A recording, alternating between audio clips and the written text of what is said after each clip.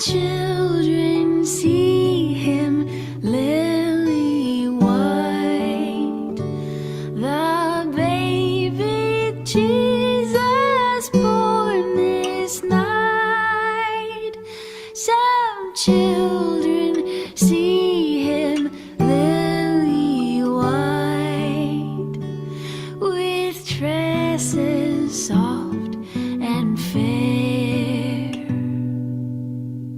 Some children see him bronzed and brown, the Lord of heaven to earth come down. Some children see him bronzed and brown, with dark and heavy hair. Some children see him almond-eyed, this Savior whom we kneel beside. Some children see him almond-eyed, with skin of yellow hue. Some children see him dark as day, sweet Mary's Son, to whom we pray. Some children see him dark as day, and they love him too.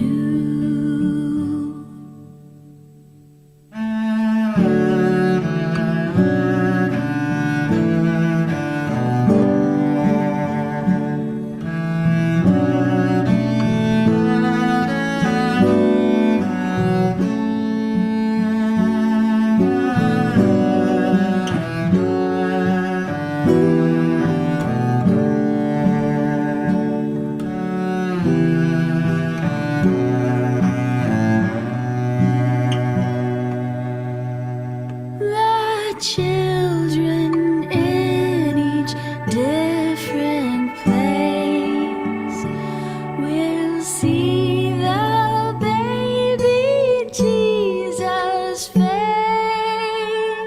like theirs, but bright with heavenly grace, and filled with holy light. Oh, lay aside each earthly thing, and with thy heart as offering, come worship now the infant King. 'Tis love that's born tonight. 'Tis love that's born tonight.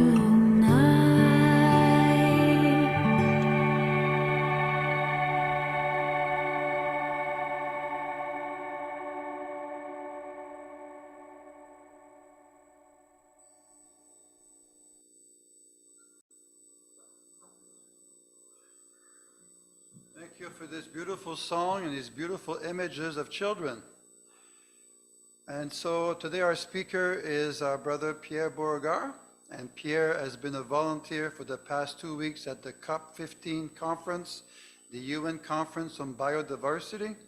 And this morning he will share with us some of the insights from this conference. So let's welcome Pierre, who is also filling in as the technician today. So.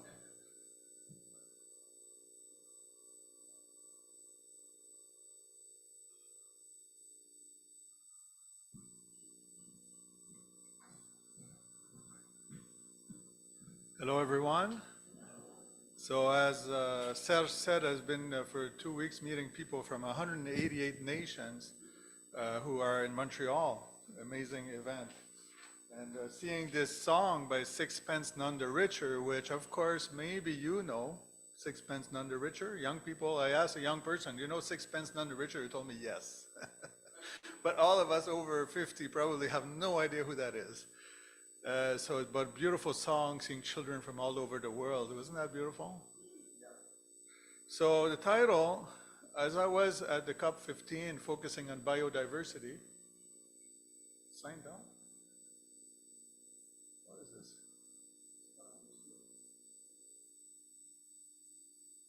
I hope the Zoom is still working. Let me see if the Zoom is still working.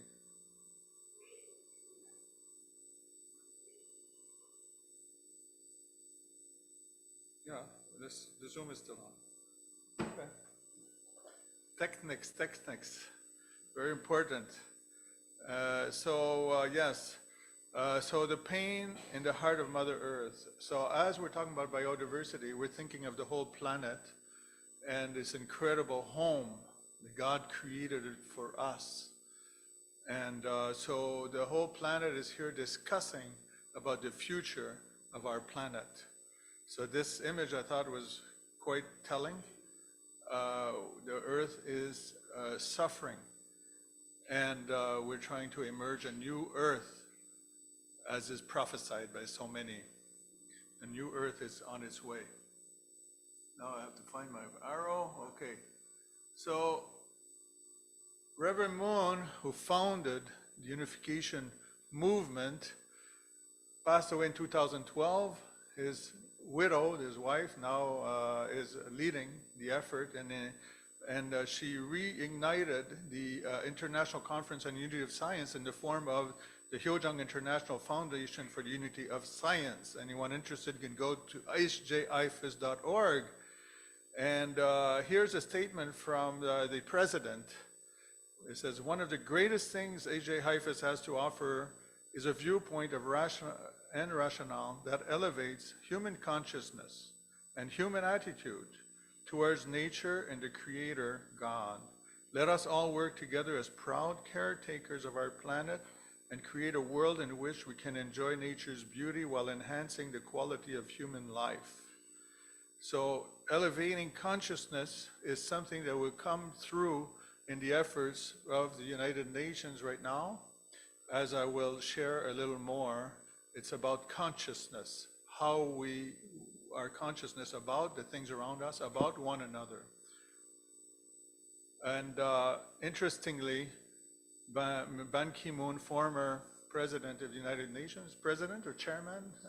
Secretary General, has a website, the Ban Ki-moon Center, and in his website, I found a statement from Ban Ki-moon's acceptance speech for the Sun Hak Peace Prize, which was initiated by Dr. Hak Ja-han Moon, Reverend Moon's widow. So this, he said, during my 10-year tenure as the United Nations Secretary General, I strived to execute my leadership duties by leveraging the power of partnerships and promoting the spirit of global citizenship. This was critical in bringing the entire world together to agree to the UN's 2030, the year 2030 agenda and its sustainable development goals, as well as the Paris Climate Agreement. These were two of my biggest achievements, leading the UN as they provide humanity and our planet with a collaborative blueprint to ensure the future that we want. So what we hear, the goal of the COP15 is 30 by 30. What does that mean? It means 30% of the Earth's surface protected as green space for biodiversity. So we've heard of climate change, now the focus is more on biodiversity. I think biodiversity is a little more, less, how can I say, less divisive than climate change. And I don't hear a lot of divisiveness on this issue. And also on biodiversity, indigenous people are playing an extremely important role in this event. And here's a little statement by the media, the one who communicates to the press conferences at the COP. Short statement. Oh, I went too fast. Oh, this thing. go back. Okay. What's going on? There's a video. Oh, here it is. I'm David Ainsworth, Head of Communications for the United Nations Secretariat of the Convention on Biological Diversity.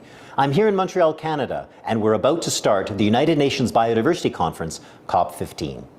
Join us on Biodiversity Beat for all the news and analysis of this important conference. So anyone interested can go to cbd.int and you can find actually the cbd.live on YouTube, and you can see the press briefings, you can see the plenaries, because this is still going on. The ink on the agreement is not dry yet. Tomorrow is the final day, and we're hoping for a successful conclusion, because the future of our planet is at a serious place, and this is extremely important. So 188 nations are present in Montreal. It means ministers of environment from roughly 188 nations are there with delegations. There were 17,000 people that are registered for this event.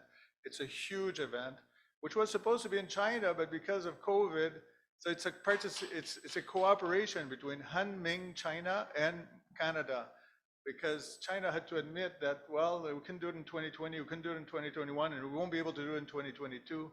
So then Montreal is holding this event, so China has a very important presence in this event.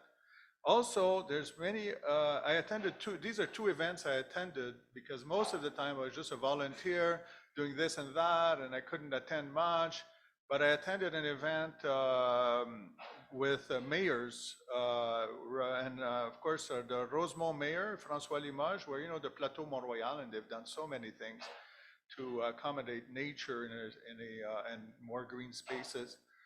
The mayor of Saint-Lin, because there they had, they didn't have any more water because they were dezoning agricultural land and building and building and building. And eventually they reached a breaking point. So there was, they completely stopped dezoning green land as a result. And Saint Laurent Mayor Alain de Souza, whom I found out, I didn't know this, he won an award in June of 2022 as a Green Building Champion Award of the Canada Green Building Council.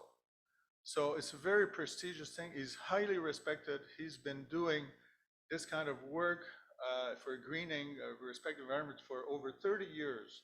And I realize how respected he is, even more so now. We love him because he comes to Universal Peace Federation events. He's proud that Universal Peace Federation is in his city, and he actually supports that we will partner with the COSEL for our peace rally next year, and we're working on this. So we're hoping our peace rally next year will be bigger, more participation, and we can showcase Universal Peace Federation in Montreal.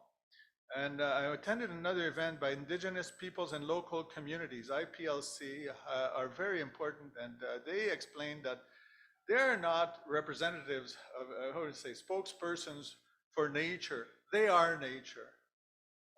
They are a part of the biodiversity, and they're a barometer for where the planet is going. If the indigenous people die off, the planet is in, us white people or colonizers or whatever we could call ourselves, we're in big trouble. It's gonna come to us.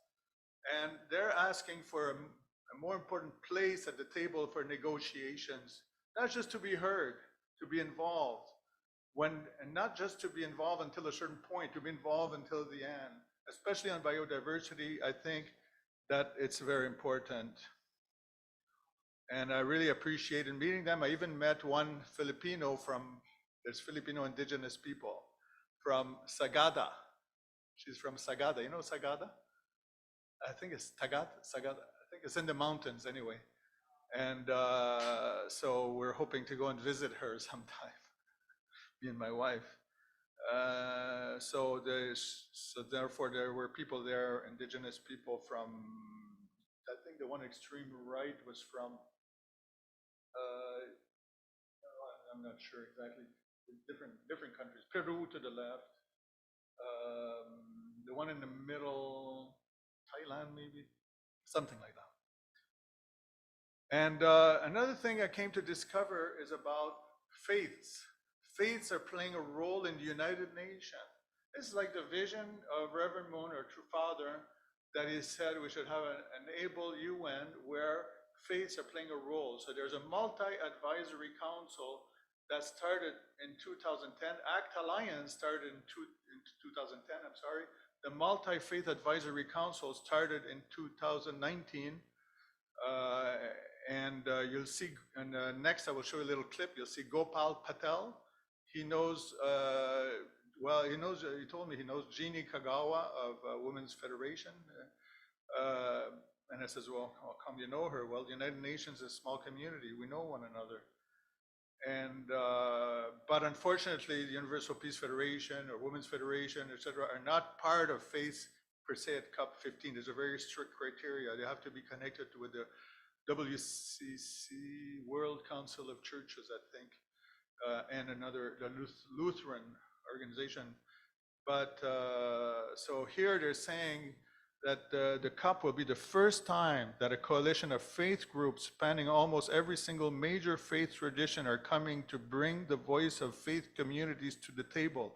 So faith communities are playing a more and more important role in the United Nations. I was very inspired about this. And here's a little clip that was made to talk about what they're doing. And if you want to know more, you can go to www.biodiversity.faith. Really speak about the interconnectedness, interrelationship between all things, not just all human beings, all phenomena. And when one cord is pulled, then everything moves. When I take that metaphor in an active manner, I would say, it gives me hope and momentum that everybody, even each single phenomena, can also have a positive contribution in moving everything else.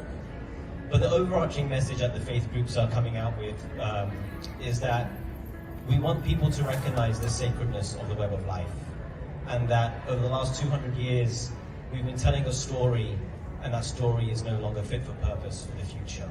And there are values that underpin that old story.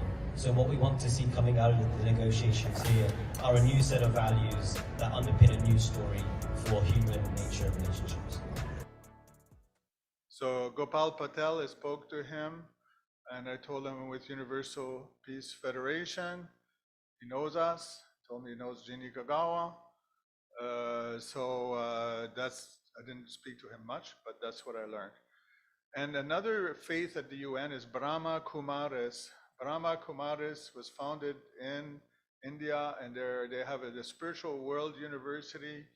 I shared that information through Franco for Thomas Walsh, because maybe it could be a partner for World University. She told me after their press briefing, and I went to ask if I could take a picture with them, introduce myself. She says, yes, I know Universal Peace Federation. You guys have a connection with the Peace University in Costa Rica. Oh, wow. I was surprised she knew that. So I took this picture with them, and then on 2 days ago in the morning, I was arriving at the COP, and who do I bump into outside just before coming into the Palais des Congrès? But Maureen Goodman, this little lady to the left, her name is Maureen Goodman. She's the program director for Brahma Kumaris in the UK and the Brahma Kumaris representative at the United Nations in Vienna. And I asked her to speak about the pain in the heart of Mother Nature. So here's what she had to say. What is it? Come on. Hi, hello, I'm Maureen. I'm with the Brahma Kumaris World Spiritual University here at COP15. And I can really sense the heart of Mother Earth. But the heart of Mother Earth is beating very fast at the moment because there's pain in the heart. And like any mother, when the mother sees that the children are not doing what is right and what is going to be better for them in the future, for eternity, then the mother is pained. But the mother keeps on giving. The mother has a big, generous heart. and the mother will never stop giving in abundance, because a mother's heart, even when there's pain, the greater feeling in the mother's heart is love. And so the mother has boundless love and generosity. And now it's time for us to care for our mother. First, care for our own hearts, take away the pain in our own hearts, so that we become free to listen to our conscience and to really do what will bring a flourishing earth and a better future for all of us. And we want to make our mother happy. Thank you. Isn't she lovely? And yeah, the whole time I was there, I felt divine guidance. And I remember I told to someone that, what is the word for things that happen without planning? There's another word for coincidence. Anyway, I said the secret language of God is these things that happen. They like that, yeah. So these things happen. And another thing that happened is I became interested in this organization, Stop Ecocide. So ecocide is a word that describes what is happening to our planet, the mass damage and destruction of the natural living world. It literally means killing one's home. And right now, in most of the world, no one is held responsible. Ecocide is working together with a growing global network of lawyers, diplomats, across all sectors of civil society towards making ecocide an international crime. There's also faith. I have something about the faith that are cooperating with this. There's a strong component of faith, and in particular of indigenous people, because indigenous people are speaking for the conscience and the heart of Mother Earth in many ways, because they are inextricably connected. And one person that is an advocate with Stop Ecocide is Son Altesse Royale, la Princesse Esmeralda de Belgique. So there was a side event at UQAM. I went, and she was on the side, and I actually had a chance to go and talk to her. And I told her, I think I met you in 1978. I was in Belgium, and I went to a party with I was invited to a party with the aristocracy, and I met someone who was a relative of the king, and was going to study in America. And so she says, no, that's not me, but maybe my sister. So anyway, here's what she had to say. So yeah, there's a screening of this movie that she's involved. You see the film de Gerd Peter Bush and Esmeralda de Belgique. She's in the movie, and her father also, Leopold III, is also in the movie. He was there, and Leopold III was in Amazonia in the 1960s. So here's a little clip, and I'll finish with this. It's in French, but subtitles. Toutes ces connexions, toutes ces coïncidences, et bien sûr que j'ai envie de continuer ce combat, d'ailleurs pour toutes les communautés indigènes, pas seulement bien sûr pour celles du Brésil, et pour qu'on reconnaisse finalement que ces terres sont à eux, que ces terres leur ont été volées. Donc il y a beaucoup à faire dans ce combat, et c'est vrai que les jeunes, bon, c'est merveilleux pour le moment parce que les jeunes sont des activistes, ils sont dans la rue, ils sont dans les forums, ils sont partout, et il y a cette véritable alliance entre les communautés indigènes et les jeunes, et j'essaie de les soutenir aussi le plus que je peux. So that's what she said she's going to do, try to help this cause to the best of her abilities. She's very deeply involved in this cause. And Belgium actually in this organization I think is headquartered, started in Belgium. And also Greta, the famous little Greta, she's one of the person. And in the movie you see Sting, who went to Amazonia. And so yeah, so that's what I had to share with you all today. And I'll now close with a prayer. Dear God, our Creator, our Father and Mother, you have been caring for us ever since before the world even existed. You have been living with these indigenous people who deeply respect you, and we have much to learn from them concerning the third blessing, which relates to how to relate ideally with creation. I pray that we can come together as one humanity and create a true and beautiful eternal home of this planet Earth.